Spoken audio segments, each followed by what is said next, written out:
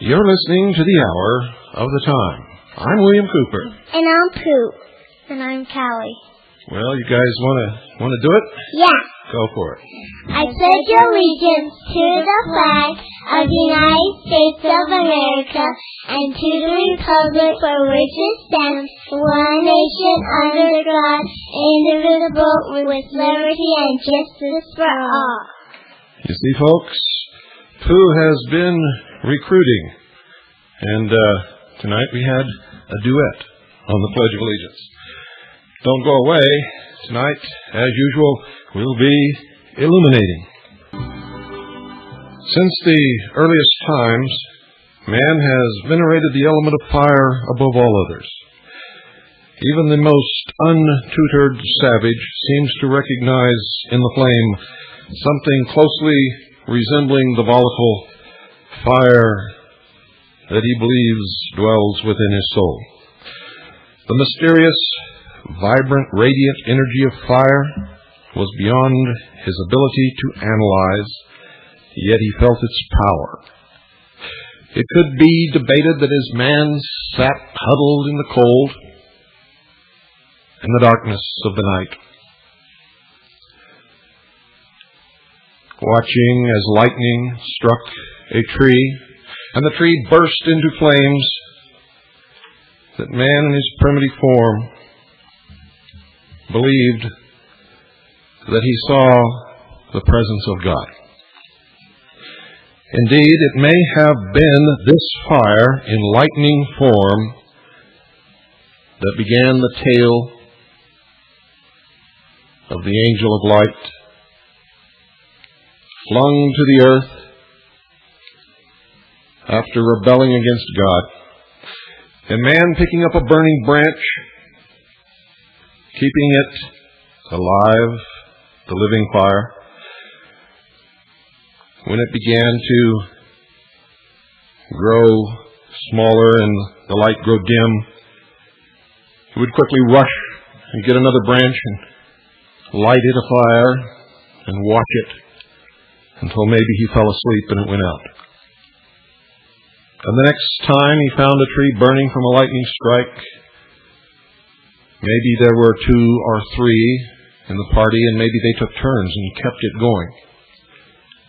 And maybe it was this fire that caused man to ignite the first spark of intelligence, and for the first time have original thought. For the philosophers of fire were certainly the first leaders, the first priests. They hoarded the secret from the others. And that has been their pattern on to this day. The vibrant, mysterious, radiant energy of fire was beyond his ability to comprehend. Yet he felt its power. And knowing that the sun was the only thing in the heavens that brought warmth, it was then a very short distance to the connection that the fire came from the sun, and the sun was the symbol of the mighty force of God. And of course, many believed that the sun was indeed God.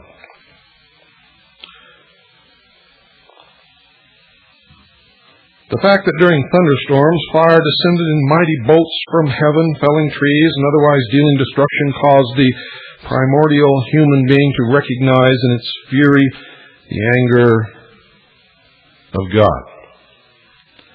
Later, when man personified the elements and created the multitudinous pantheons, which now exist and have existed throughout history, he placed in the hand of his supreme deity the torch, the thunderbolt, or the flaming sword, and upon his head a crown, its gilded points symbolizing the flaming rays of the sun, and all crowns on all of the heads of kings and emperors and mighty sultans have been the symbols of the rays of the sun.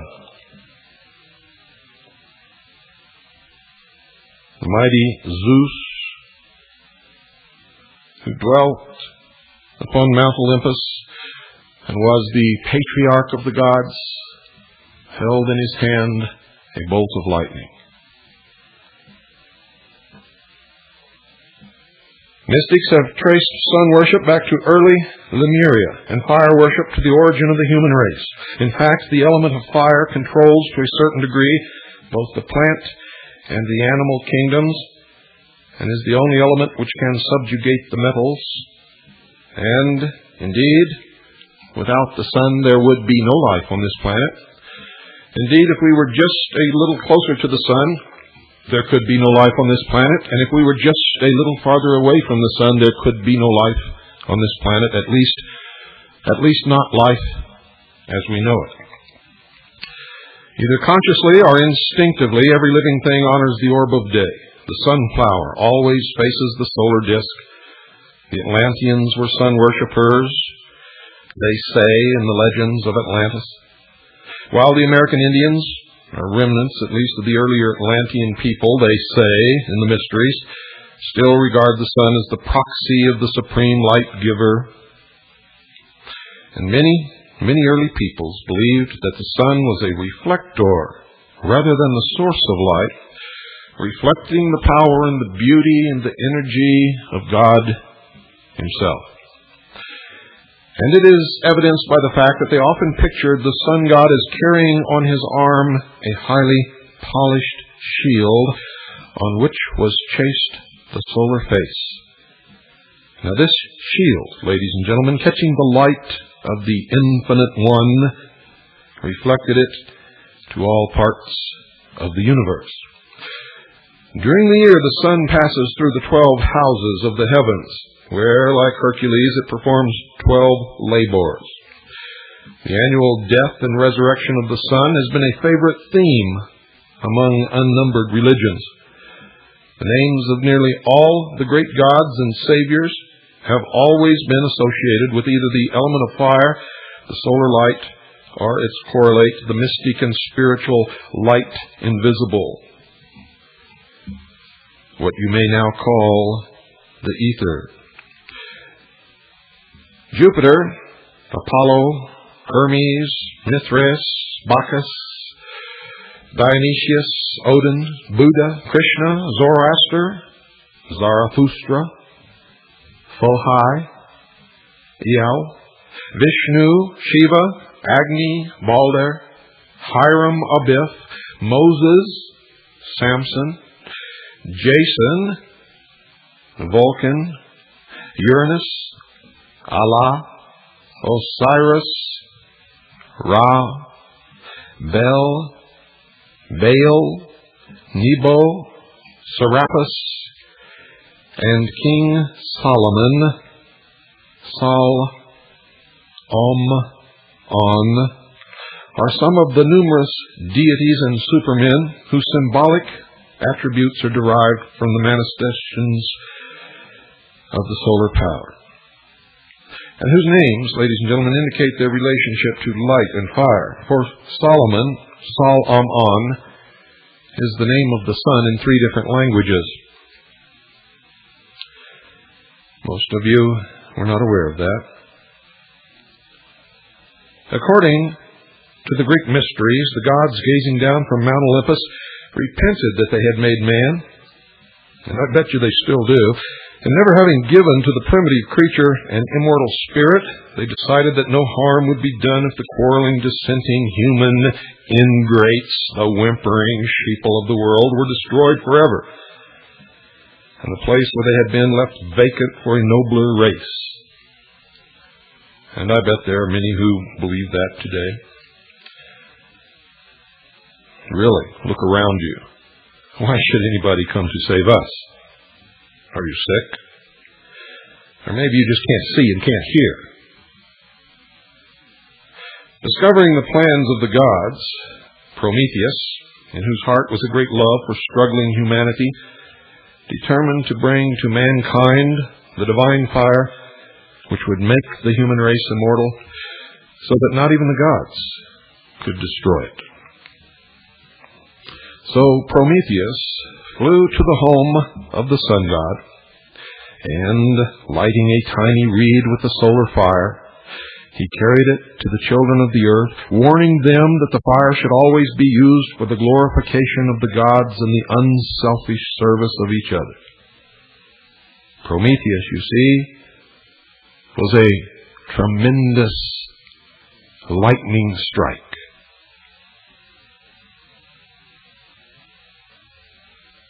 And the myth, the story of Prometheus, is the metaphor of the ancients used to explain what happened because they didn't know anything about lightning or electricity, or, for that matter, much about fire itself.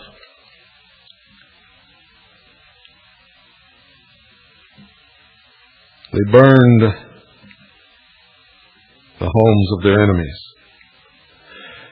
You see, men were thoughtless and unkind. They took the divine fire brought them by Prometheus and used it to destroy one another. They burned the homes of their enemies. Most recently, in Sweden or Switzerland. Before that, in Waco, Texas. I could go on and on and on. And with the aid of heat, they tempered steel, making swords and armor, and used these instruments to kill each other. They grew more selfish and more arrogant, defying the gods, but they could not be destroyed, for they then possessed the sacred fire. So the story goes. For his disobedience, Prometheus, like Lucifer, remember these are all metaphors for things that man could not understand. For his disobedience, Prometheus, like Lucifer, was chained and placed upon the brow of Mount Caucasus, or as some pronounce it, Caucasus, there to remain with a vulture gnawing at his liver until a human being should master the sacred fire and become perfect. This prophecy was fulfilled by Hercules, who climbed Mount Caucasus, broke the fetters of Prometheus, and liberated the friend of man who had been in torture for so many ages. And remember, Prometheus really represents Lucifer. Hercules represents the initiate who, as his name implies, partakes of the glory of light. Prometheus is the vehicle of solar energy. The divine fire which he brought to men is a mystic essence in their own natures, which they must redeem and regenerate if they would liberate their own crucified souls from the rock of their base physical natures. Remember what I told you? You see, according to occult philosophy, the sun in reality is a threefold orb, two parts of its nature being invisible. The globe, which we see, is merely the lowest phase of the solar nature and is the body of the demiurgus, or, as the Jews call him, Jehovah, and the Brahmins, Shiva, the sun being symbolized by an equilateral triangle. The three powers of the solar disk are said to be co-equal. The three phases of the sun are called will, wisdom, and action. Will is related to the principle of life, wisdom to the principle of light, and action or friction to the principle of heat. You see, by will, they believe the heavens were created and the eternal life continued in supreme existence. In other words, the creation of the universe came from an original, spontaneous thought, and by desire was swept into action, and by action, friction, and striving the earth was formed, and the physical universe molded by the lords of the fire. The fire mist passed gradually from the molten condition into its present, more orderly state.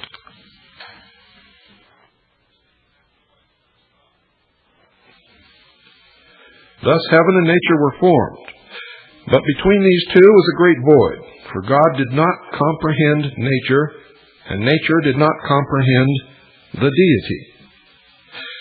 The lack of intercourse between these two spheres of consciousness was similar to the condition of paralysis, in which the consciousness realizes the condition of its body. But you see, owing to the lack of nerve connection, is incapable of governing or directing the activities of the body. Therefore, ladies and gentlemen, they believed that between life and action there came a mediator, which was called light, or intelligence, Prometheus, Lucifer, and matters not what you call it. Light partakes of both life and action. They believe it is the sphere of blending. An intelligence stood between heaven and earth, for through its medium man learned of the existence of his God, and God began his ministrations to the needs of men. And while both life and action were simple substances, light was a compound, for they believed the invisible part of light was of the nature of heaven, and the visible part of the nature of earth. So down through the ages, this light is said to have taken upon itself bodies. And although these bodies have borne witness to that light, the great spiritual truth of the mysteries behind the symbol of the embodied light is that in the soul, they believe, of every creature within whose mind intelligence is born, there dwells a spirit which assumes the nature of this intelligence. And they believe that every truly intelligent man and woman who is working to spread light in the world is Christened, or lightened, by the actual labor which he or she is seeking to perform.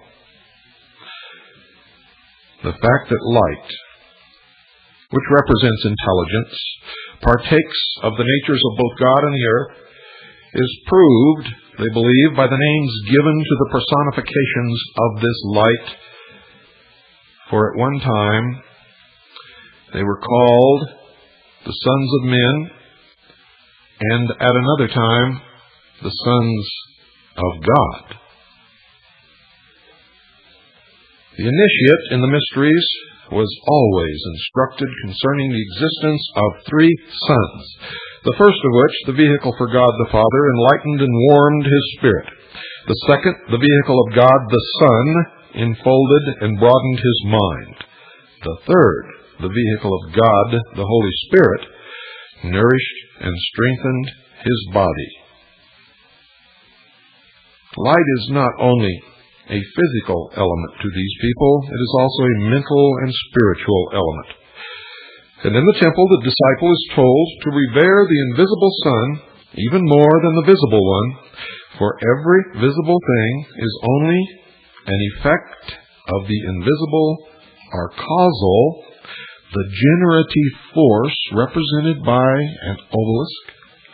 And as God is the cause of all causes, he dwells in the invisible world of causation and always in the Trinity, and is represented by the symbol in the Greek alphabet, delta. Delta. As in Lieutenant Colonel James Bobo Gritz of Delta Force. Apuleius, when initiated into the mysteries, beheld the sun shining at midnight, for the chambers of the temple were brilliantly illuminated, although there were no lamps of any kind. The invisible sun is not limited by walls, nor even the surface of the earth itself, because its rays are of a higher vibratory rate than physical substance. You see, they say its light passes unimpeded through all the planes of physical substance. And to those capable of seeing the light of these spiritual orbs, there is no darkness, for they dwell in the presence of limitless light, and at midnight see the sun shining under their feet. And if you believe that, I got a bridge to sell you. You see, they not only lie to you, they lie to themselves. They not only deceive you, they deceive each other. They not only manipulate you, but they manipulate all those below them who have not risen to the degree of initiation, where they understand that they have been deceived on the lower rungs of the ladder and begin to see the light. And I can assure you, the light they see is not under their feet. By means of one of the lost arts of antiquity, the priests of the temple were able to manufacture lamps which would burn for centuries without replenishment. The lamps resembled what is commonly called the virgin lamps, or those carried by the Vestal virgins. They were a little smaller than a human hand, and according to available records, their wicks were made of asbestos. It has been maintained that these lamps have burned for 1,000 years or more. One of them, found in the tomb of Christian Rosenkreutz, had burned for 120 years without the supply of fuel being diminished. Or at least, so goes the legend. It is supposed that these lamps, which incidentally burned in hermetically sealed vaults without the aid of oxygen, you see what I mean? It was supposed that they were so constructed that the heat of the flame extracted from the atmosphere a substance which took the place of the original fuel as rapidly as the mysterious oil was consumed. Hargrave Jennings collected many years ago numerous references concerning the times and places where these lamps have been found. And in the majority of cases, however, they went out shortly after the vaults were opened, or else were broken in some strange way so the secret was not discovered. Or maybe there just was no secret at all, or maybe those who opened the vault and said they found the lamp burning were lying. No one really knows, and no one is likely to, since there is no proof of any of this at all. Concerning these lamps, Mr. Jennings writes, quote, "The ancient Romans are said to have preserved lights in their sepulchres many ages by the oiliness of gold." And here steps in the art of the Rosicrucians, alchemy. And remember what I told you, these are all metaphors for something much deeper that mean quite a different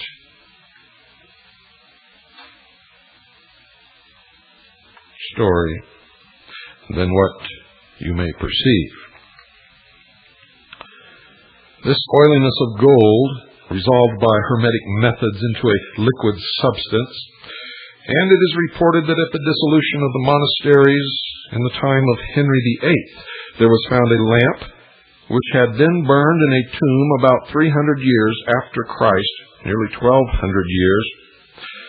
And two of these subterranean lamps are to be seen in the Museum of Rarities at Leiden in Holland, Netherlands. And one of these lamps in the papacy of Paul III was found in the tomb of Tullia, so named, Cicero's daughter, which had been shut up 1,550 years. Now, Madame Blavatsky, in her tome entitled Isis Unveiled, gives a number of formulae for the making of ever-burning lamps, and states in a footnote that she herself saw one made by a disciple of the Hermetic arts, which she claims had burned steadily without fuel for 6 years previous to the publication of her book. It's sad, however, that upon publication of her book, those who asked to see the lamp were told that the fire had gone out. So the ever-burning lamp was, of course, a most appropriate symbol, ladies and gentlemen, of the eternal fire in the universe. Remember, all of these stories are metaphors. And while chemistry has denied the possibility of manufacturing one, the fact that many have been made and seen over a period of thousands of years is a warning against dogmatizing. Get the message? In Tibet, the Lama magicians have discovered a system of lighting rooms by means of a luminous ball of phosphorescent greenish-white color, which increases in luminosity when ordered to do so by the priests, and after the departure of those who are in the chamber, it gradually becomes fainter until only a spark remains, which burns continuously. But since Tibet has been occupied by Communist China for so many years, there is no way to check this or determine whether or not it is true.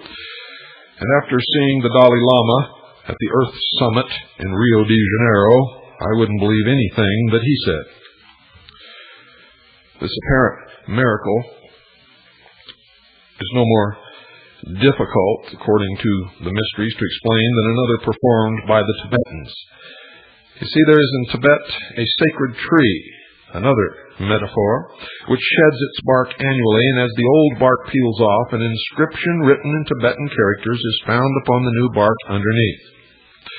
These secrets of so-called savage and primitive peoples incessantly refute the ridicule which Caucasians almost invariably view the culture of other races.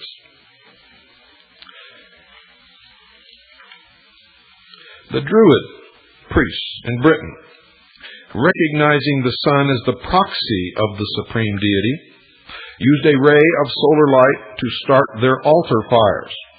They did this by concentrating the ray upon a specially cut crystal or aquamarine set in the form of a brooch or buckle upon the front of the belt of the Ark Druid, and this brooch was called the Liath Mysakith, and I believe that I pronounced that sort of right.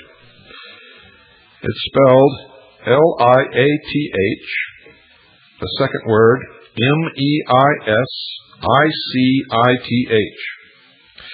And this was supposed to possess the power of drawing the divine fire of the gods down from heaven and concentrating its energies for the service of men. And this is a prime example of how ancient man, in his misunderstanding of science and what he was really dealing with, concocted a metaphor to explain how this crystal was able to start a fire.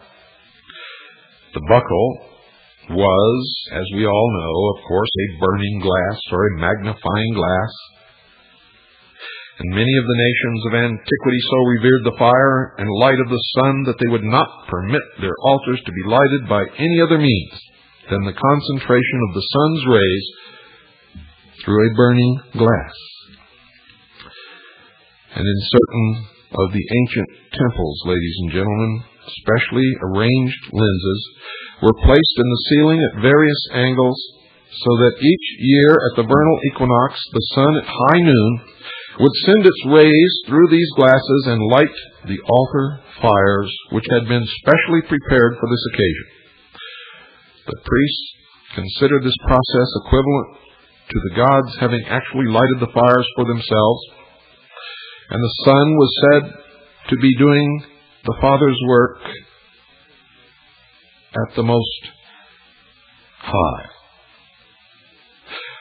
In other legends, the Most High God, represented by the sun in its highest position in the sky,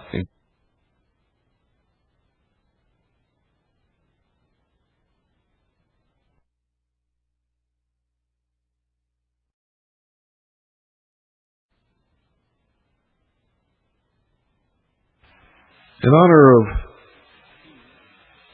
Hu, spelled H-U, the supreme deity of the Druids, the people of Britain and Gaul celebrated an annual lighting of fires on what they termed Midsummer's Day.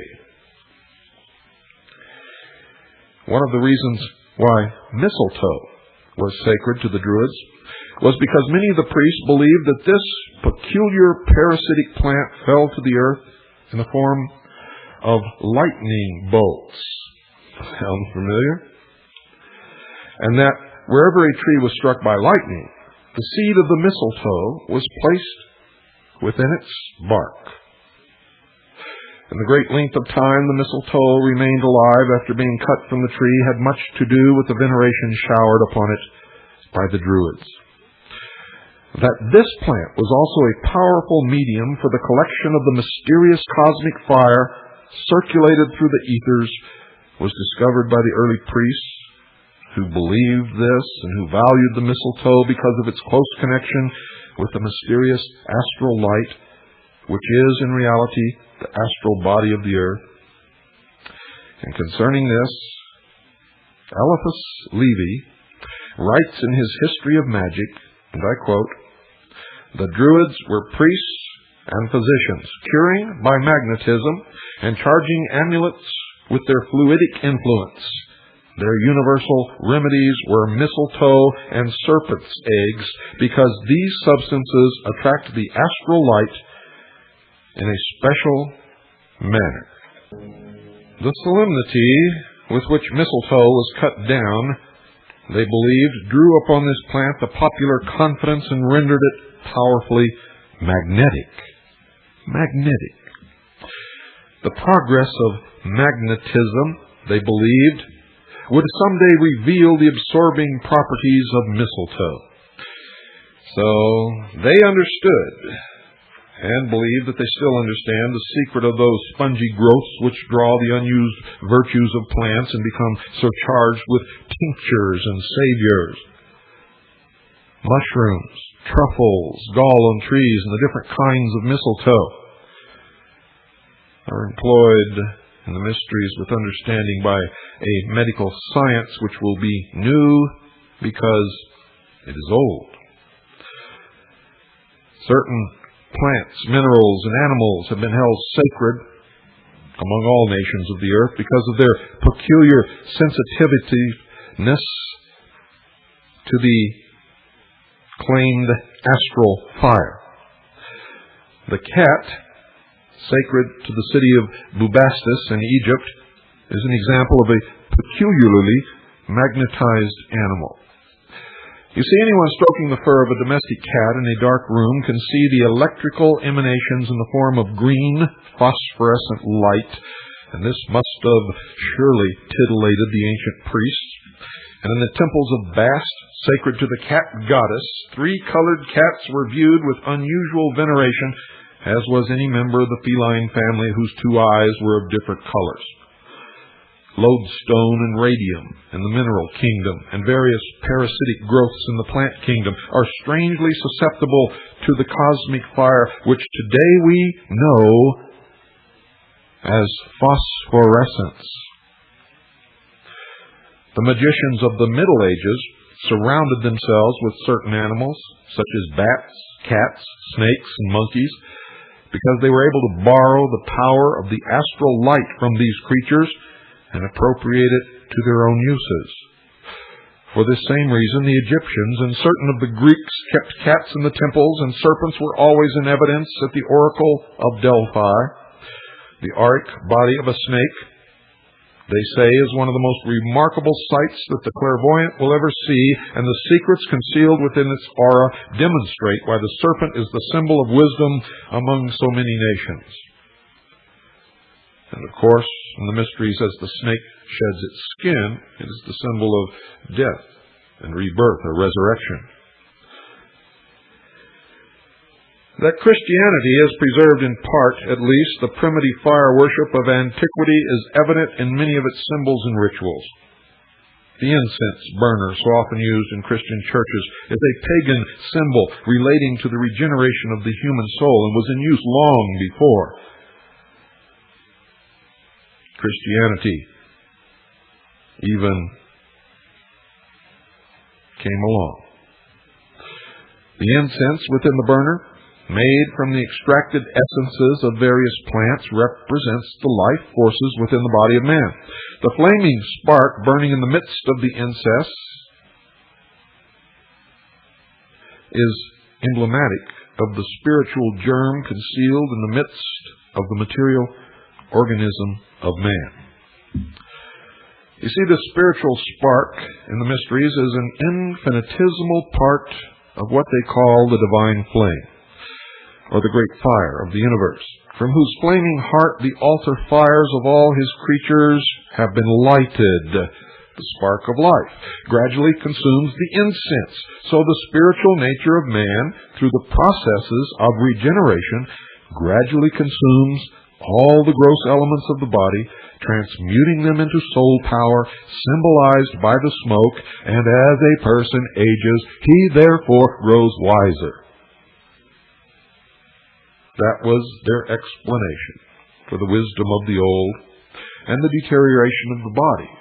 For as the person ages, the gross elements are burned by the life flame, which transmutes them into soul flower. Therefore, the body diminishes and the wisdom is increased. Simple, huh? So, what's all this research into geriatrics? Although smoke is actually a dense and physical substance, yet light enough to rise in clouds, they believed the soul was actually a physical element. They believed that through purification and the fire of aspiration, it has taken upon itself the nature of intangible atmosphere. Though composed of the substance of earth, it becomes light enough to rise as a fragrant odor into the presence of deity.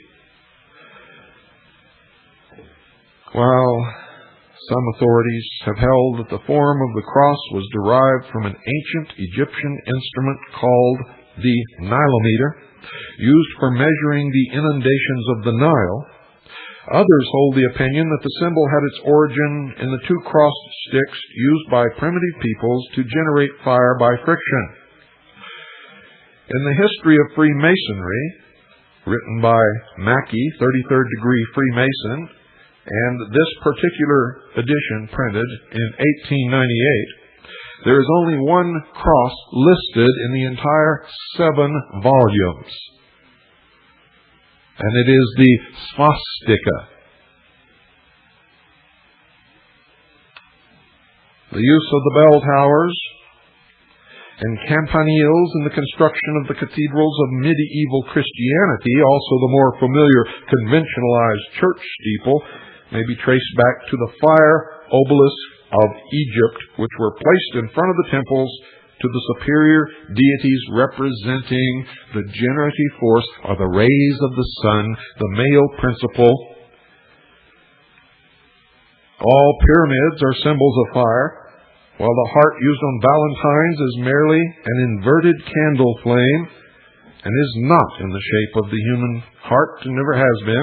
The maypole had its origin in similar antiquity, where it is both a phallic symbol and an emblem of the cosmic fire, the generative force, and the dancing of the maidens around the maypole was, ladies and gentlemen, supposed to bring increased fertility to the land. For the maypole, again, in case you've forgotten the last few sentences, represented nothing less than the phallus.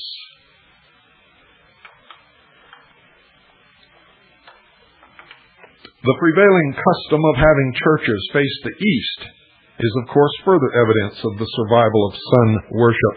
And in the Masonic Lodge, the master sits in the east of the lodge. Practically the only branch of the human race that does not observe this rule is the Arabic. The Mohammedans face their mosques toward Mecca, but still have their appointed hours of prayer governed by the sun. The rose windows and ivy-colored walls are survivals of pagandom, for ivy was sacred to Bacchus because of the shape of its leaf, and this plant was always allowed to trail over the walls of the temple sacred to the Greek solar deity. And all over Europe you'll see the cathedrals covered with ivy. The golden ornaments upon the altars of Christian churches should remind the philosophical observer that gold is the sacred metal of the sun, because according to alchemists, the sun ray itself crystallized in the earth, thus forming this precious metal, which incidentally, folks, is still being made. And if you visit a Jewish synagogue, the most elaborate synagogues will usually contain a huge golden symbol of the sun. The candles, so often seen adorning the altars and most frequently appearing in an uneven number, are a reminder that the uneven numbers are sacred to the sun. When 3 candles are used, for instance, they symbolize the 3 aspects of the sun, sunrise, noon, and sunset, and are thus emblematic of the Trinity. When 7 are used, they represent the planetary angels called by the Jews Elohim, whose numerical and Kabbalistic values are also 7. And when the even numbers 12 or 24 appear, they represent the signs of the zodiac and the spirits of the hour of the day, called by the ancient Persians the Izids. And when only one light is shown, it is the emblem of the Supreme Invisible Father, who is one, and the little red lamp ever burning over an altar is an offering to the Demiurgus Jehovah, the Lord builder of forms. So, what oil is to the flame, ladies and gentlemen, blood is to the spirit of man. Therefore, oil is often used in anointing, for it is a fluid sacred to the solar power. Because oil contains the life of the sun, it is used in large quantities in far northern lands where it is necessary to generate an abundance of body heat. Hence the proclivity of the Eskimos for eating tallow candles and whale oil. You see, it has stored energy from the sun. Now they say that the actual word Christ is itself sufficient proof that fire and the worship of fire are the 2 most essential elements of the Christian faith. For the rays of light pouring from the sun were viewed by the ancients, and check this if you don't believe it, for it's true, were viewed by the ancients as the blood of the celestial Lamb, which at the vernal equinox died for the sin of the world and redeemed all humanity through its blood or rays. And then the world sank into winter. The mystery schools of ancient Egypt taught that the blood was the vehicle of the consciousness. The spirit of man travels through the bloodstream and therefore was not actually located in any one part of the compound organism. You see, they did not know. They believed it moved through the body with the rapidity of thought, so that consciousness of self, cognition of externals, and the sense of perception could be localized in any part of the body by the exercise of the willpower. The initiates viewed the blood as a mysterious liquid, somewhat gaseous in nature, which served as a medium for manifesting the fire of man's spiritual nature. This fire, coursing through the system, animated and vitalized all parts of the form, thus keeping the spiritual nature in touch with all of its physical extremities. And at one point in history, since life was formed in the womb, and they believed that it was formed from a clot of blood,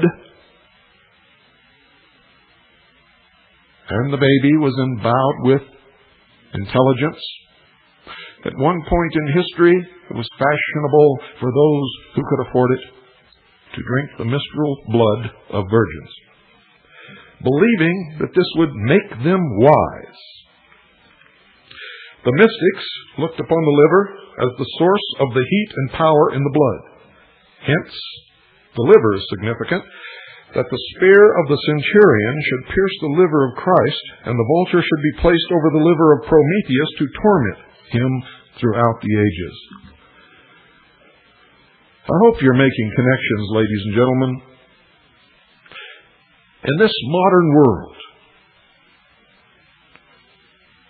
with the education available to every man and woman upon this planet, why are we still bowing down to ancient, ignorant metaphors created by priests in the dark, dim halls of history to control the common man and govern him with these stories and myths many of the things that I've revealed to you, you still celebrate. And you still perform ceremonies around these misconceptions. And, of course, through the ages, the priests slowly adopt the science that proves the metaphors and the myths to be wrong. And they change the dogma of the church. For instance, Galilei, who turned the church upon its ear when he said, the earth revolves around the sun, and the sun revolves around some central core in the universe. Because the church had always said, not understanding anything about the universe, and observing the heavens appearing to revolve around the earth, that the earth was the center of the universe and everything revolved around it, not realizing that it was the earth itself that was turning. Yet the church held that the Pope was infallible, and the Pope had decreed that the earth was the center of the universe, and the universe rotated around the earth. And the church still maintains today that the Pope is infallible. How can this be?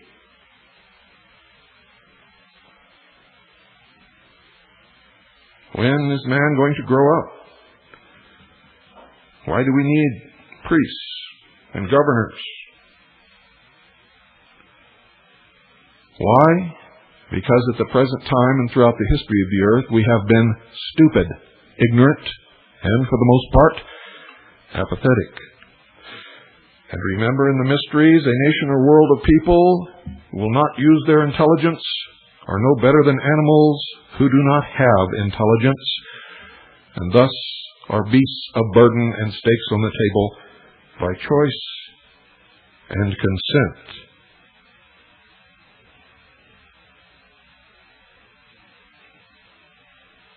Makes you think, doesn't it? Occultism teaches that it is the presence of the liver which distinguishes the animal from the plant, and that certain small creatures having power of motion but no liver are actually plants in spiritual consciousness. They say that the liver is under the control of the planet Mars, which is the dynamo of this solar system, and which sends a red, animating ray to all the evolving creatures within this solar scheme. The philosophers taught that the planet Mars, under the control of its regent Samael, was the transmuted sin body of the solar logos, which originally had been the dweller on the threshold of the divine creature, whose energies are now distributed through the fire of the sun. Samael, incidentally, was the fiery father of Cain, through whom a part of humanity has received the flame of aspiration and is thus separate from the sons of Seth, whom they say was fathered by Jehovah. Isn't this strange?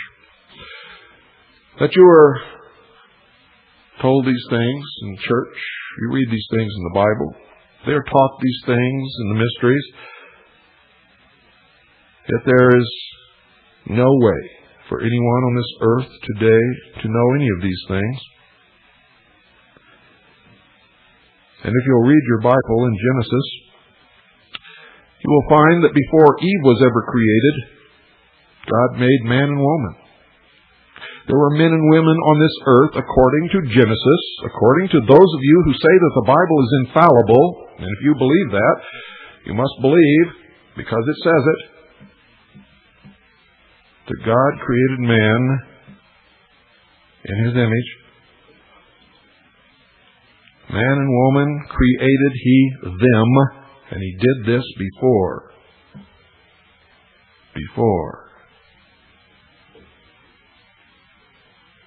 The people that you've been taught came first. Yet, you know, you have a tendency to read the Bible and make it fit whatever you want to believe rather than believe what it says. And what I'm telling you is in that dim chapter of history, nobody knows, nobody knew, And nobody's ever going to know.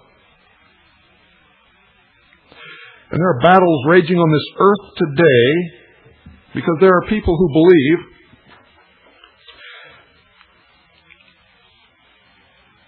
that Cain was sired through a tryst with Eve by Satan, and that Abel, sired by Adam and Eve, killed by Cain, and then another son, Seth, who made war against the sons of Cain. They're still fighting this battle today. Today, folks. Metaphors and myths and stories made up by priests in ancient times to preserve the security of their tribes, to explain away that which could not be explained.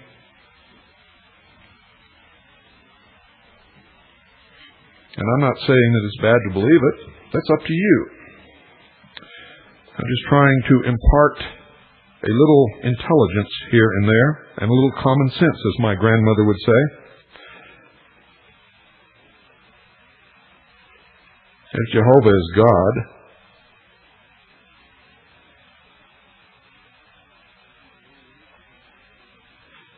and if you believe, as I have been told by many Christians, that all things were planned from the beginning by God,